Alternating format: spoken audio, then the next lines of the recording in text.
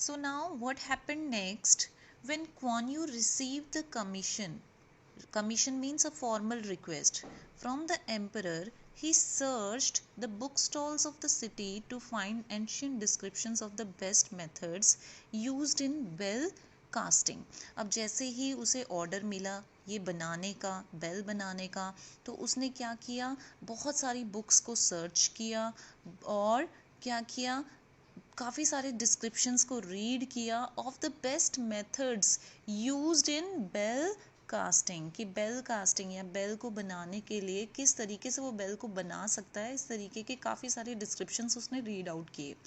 Also, he offered generous wages to all who ever had experience in the great work for which he was preparing. और उसने जो है इस तरीके के वर्क जिन लोगों ने किए हैं उन लोगों को ऑफ़र किया कि वो उसके यहाँ आके इस काम में इन्वॉल्व हो, जिसके लिए वो उनको अच्छे वेजेस भी देगा, अच्छे पैसे भी देगा, अच्छा वेतन भी देगा. Soon his great foundry that is a place where metal or glass is melted and shaped into objects. तो वो जहाँ पे जो भी मतलब एक फैक्ट्री टाइप लगा लो कि जहाँ पे वो काम किया जाता है, वो जो उसकी फाउंड्री थी वो जो है वो completely alive हो गई थी with laborers. Huge fires were burning, great piles of gold, काफ़ी सारे वहाँ पे मतलब ढेर पड़े थे गोल्ड के, सिल्वर के and other metals were lying here and they are ready to be weighed. तो बहुत सारा मतलब जो उसकी एक तरह से फाउंड्री थी वहाँ पे बहुत सारे मेटल्स रखे हुए थे, वहाँ पे काफ़ी जो प्रोसेस था इसका बेल बनाने का वो स्टार्ट हो गया था. Every few days the emperor would send an imperial messenger to ask about the progress of his work, but Kuan Yu would always modestly reply that he could not be certain. It was very doubtful when the bell would be ready. तो time time पे emperor जो है वो उनको messenger के through message लगवाते थे कि कितने दिनों में उनका काम कंप्लीट हो जाएगा, बट कुआन यू जो थे वो इस काम में लगे हुए थे. He is continuously indulged in that work and he always replied that he could not be certain. वो पर्टिकुलरली नहीं बता सकता है कि कब वो बेल जो है वो रेडी हो जाएगी. It was very doubtful when the bell would be ready. तो उसको एक तरह से वो सर्टेनिटी नहीं दिखा सकता था, सर्टेन टाइम नहीं बता सकता था, एग्जैक्ट टाइम नहीं बता सकता था. At last, however, after consulting an astrologer, Kuan Yu appointed a day for the casting. अब क्या किया, कुआन यू ने एस्ट्रोलॉजर से कंसल्ट करके एक एग्जैक्ट डे जो है वो डिसाइड किया कास्टिंग के लिए. The emperor himself for the first time would come to see the casting of the bell. Kuan Yu was afraid, for he felt that somehow there was something lacking in the mixture of the boiling metals. अब जो है emperor खुद आने वाले थे उस process को देखने के लिए, तो कुआन यू बहुत डरा हुआ था क्योंकि उसको ऐसा लग रहा था कि there was something lacking in the mixture of the boiling metals, की कुछ ना कुछ कमी है. In short he was about to discover an important truth that mere reading and advice cannot produce skill. True skill can come only from years of experience and practice. This is very important lines. क्या कहने का मतलब है, और वो Kuan Yew जो है वो ये भी जानना चाहता था कि कोई भी काम अगर हम करते हैं, मीन्स जो भी वो डिस्कवर करना चाहता है, that मियर reading and advice can not produce skill. मतलब एक तरह से क्या हुआ कि वो ये भी जानना चाहता था कि जब हम कोई भी चीज़ रीड करते हैं और किसी से एडवाइस लेते हैं तो that can not produce skill. True skill can come only from years of experience and practice. इसका मतलब क्या है, like suppose आप स्कूल में रीड करते हो, आपको स्कूल में पढ़ाया जाता है, आपको एडवाइजेस दी जाती हैं, लेकिन जब आप उसको प्रैक्टिकली इम्प्लीमेंट करते हो, जब आप उन चीज़ों को एक्सपीरियंस करते हो, तब आप ज़्यादा सीखते हो. So in the same manner this line is given and that he wants to prove out. The great day dawned. Dawn means to begin. The emperor and his courtiers assembled. वो दिन आ जाता है, कोर्टियर्स सभी आ जाते हैं वहाँ पर. Kuan Yu's wife and daughter stood in a corner at the back of the room.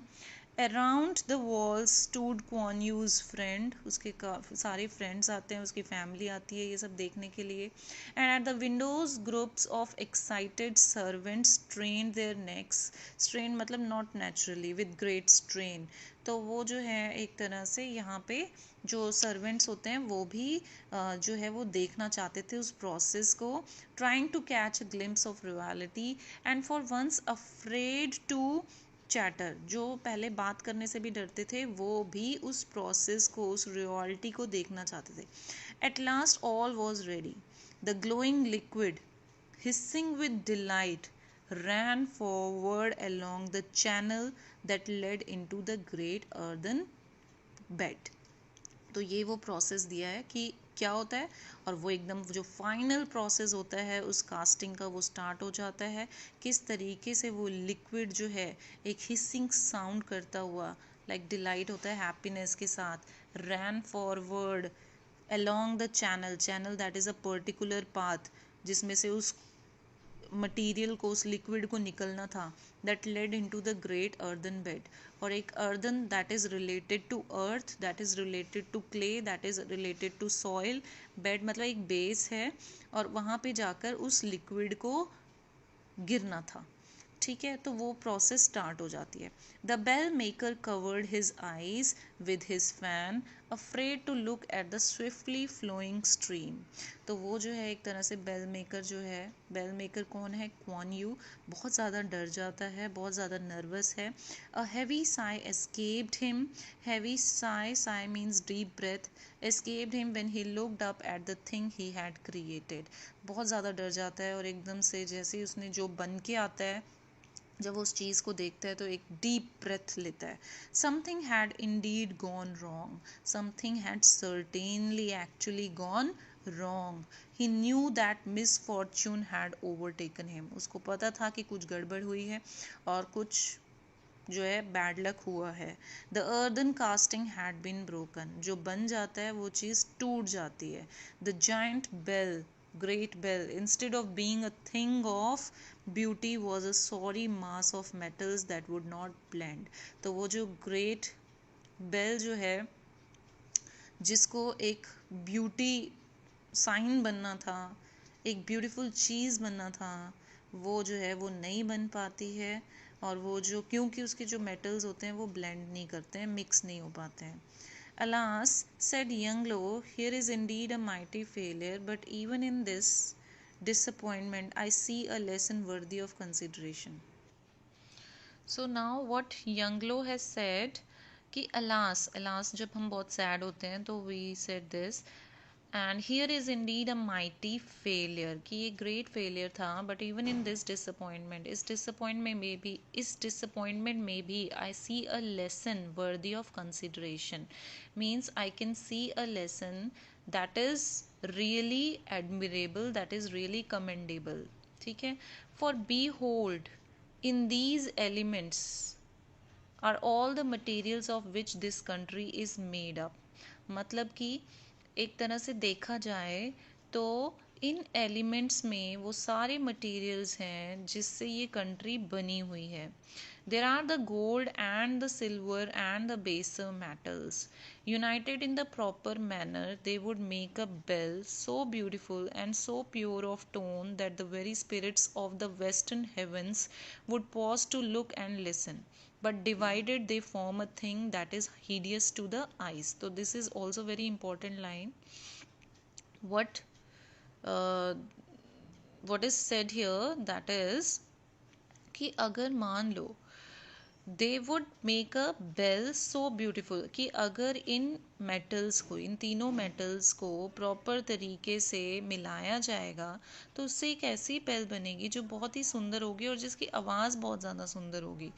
और जिनको that the very spirits, souls की बात हुई है, of the western heavens would pause to look and listen. जिनको जो है वेस्टर्न हेवेंस में, मतलब जो देवी देवता हैं वो भी खड़े होकर सुनेंगे. एंड बट लेकिन अगर ये प्रॉपर यूनाइट नहीं हुए, ये जो मेटल्स हैं ये अगर प्रॉपर यूनाइट होकर एक बेल की शेप लेते हैं तो बहुत ही सुंदर बेल बनेगी. और अगर ये प्रॉपर यूनाइट नहीं हुए तो ये एक बहुत ही ज़्यादा हीडियस चीज़ बनेगी, हीडियस मतलब एक्सट्रीमली अगली चीज़ बनेगी जो हमें बिल्कुल भी अच्छी नहीं लगेगी देखने में।